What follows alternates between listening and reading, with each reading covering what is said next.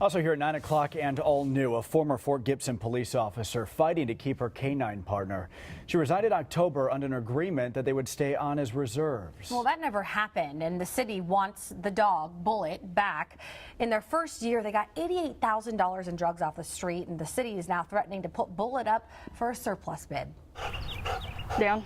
I mean, you're with them 24/7. They're in the car with you every call you go on. You know, he's riding shotgun. You just develop a bond almost like it's your child. From canine officer to coffee shop owner, Tiffany Yarbrough turned in her badge last fall to brew a new dream. I happened to walk in one day and ask if they'd be interested in selling, and 2 weeks later I purchased a coffee shop. But she wouldn't have left the daily grind for this grind if it meant Bullet was on the line. And he's bonded with me. He's not going to understand being ripped apart from me and given to somebody else. Yarbrough says they were supposed to stay on as reserves, but the reserve patrol car was pulled for a full-time officer, and now the police department doesn't want a canine. The past precedents of the town, not once has the handler ever lost their dog. Every dog from the department up until now has been retired to the handler. The city administrator would not do an on-camera interview with me today, but she did claim there's a state statute that says any canine officer is personal property, so an asset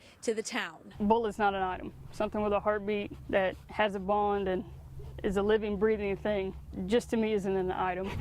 She says putting a partner in crime up for sale isn't just wrong, it's dangerous. If a child stepped in and tried to take his toy, he would maul that child.